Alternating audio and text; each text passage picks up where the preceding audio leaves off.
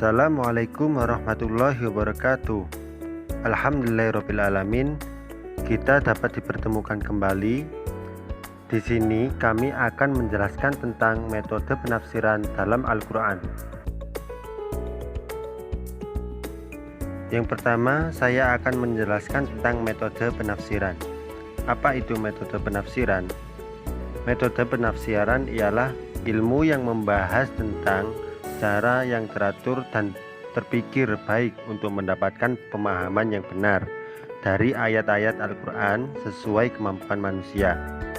Metode tafsir yang dimaksud di sini ialah suatu perangkat dan tata kerja yang digunakan dalam sebuah proses penafsiran dalam Al-Quran. Yang selanjutnya ialah macam-macam metode penafsiran. Metode penafsiran yakni ada 4. Yang pertama, metode ijmali atau metode global. Dan yang kedua, metode tahlili atau metode analisis.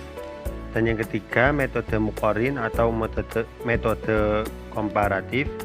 Dan yang keempat ialah metode maudhu'i atau metode tematik. Metode tafsir ijmali yaitu metode tafsir yang menafsirkan ayat-ayat Al-Quran dengan cara mengemukakan makna global.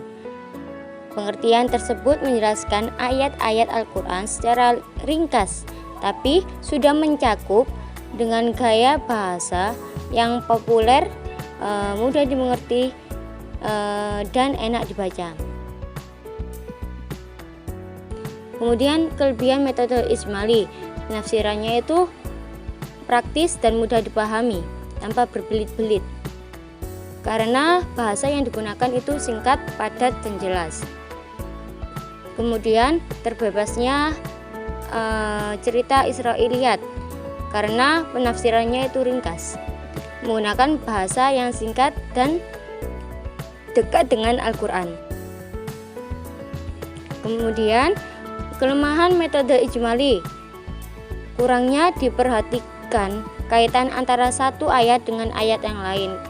Untuk menggunakan metode ini, para mufasir menggunakan metode komparatif atau tematik. Kemudian yang kedua, ruang penafsiran itu terbatas. Kembali lagi dengan tadi, karena metode ijmali itu menggunakan bahasa yang ringkas. Metode tahlili adalah metode penafsiran Al-Quran yang mengurai dan menganalisa ayat-ayat Al-Quran secara berurutan. Urutan sesuai dengan mushaf yang membahas segala aspek yang terkandung di dalam Al-Quran tersebut. Kemudian kelebihan metode tahlili yaitu dapat mencari dengan mudah karena tadi sudah jelas runtutan ayatnya dari Al-Fatihah dan diakhiri dengan An-Nas. Kemudian praktis, mengetahui munasabah atau korelasi antara ayat satu dengan ayat yang lainnya, mengandung banyak aspek pengetahuan, mencakup hukum, sejarah, sains, dan lain-lain sesuai dengan ayat yang terkait. Kemudian kelemahan metode tahlili yaitu menghasilkan penafsiran yang parsial.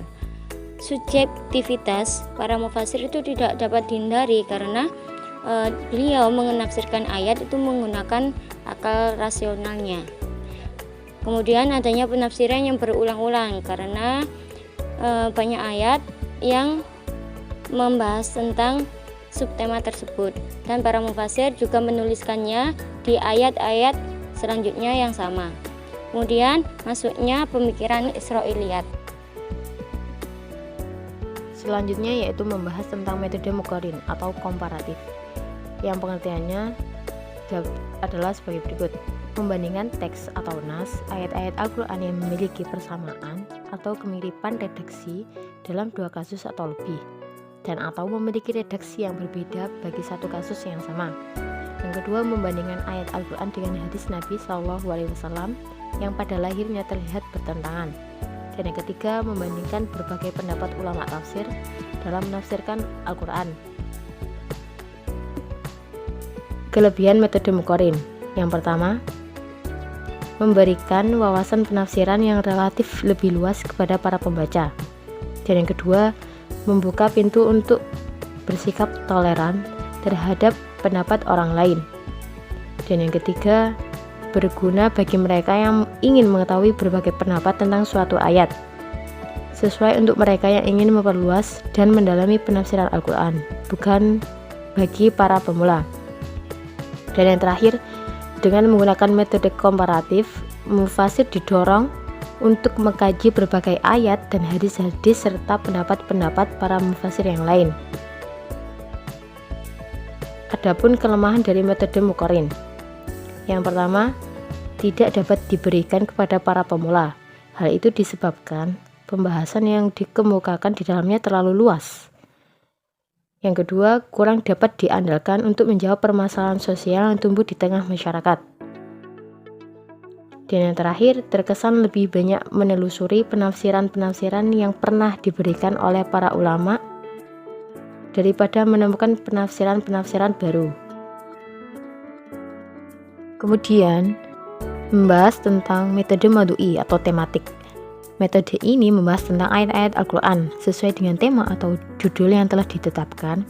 Semua ayat yang berkaitan dihimpun, kemudian dikaji secara mendalam dan tuntas dari berbagai aspek yang terkait dengannya, seperti asbabun nuzul, kosakata, dan lain sebagainya. Semuanya dijelaskan secara rinci dan tuntas. Adapun kelebihan dari metode Maudu'i ini, yang pertama, tafsir Maudu'i lebih tuntas dalam membahas masalah.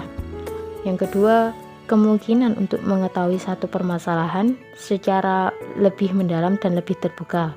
Yang ketiga, jalan terbaik dalam mencicipi fasahah dan balaghah Al-Quran. Dan yang terakhir, hasil tafsir Maudu'i memperlihatkan pemecahan terhadap permasalahan hidup. Adapun kelemahan dari metode Maudu'i. Yang pertama, terbuka kemungkinan melibatkan anutan dalam penafsiran. Yang kedua, tidak menafsirkan segala aspek yang dikandung satu ayat, tetapi hanya salah satu aspek yang menjadi topik pembahasan saja.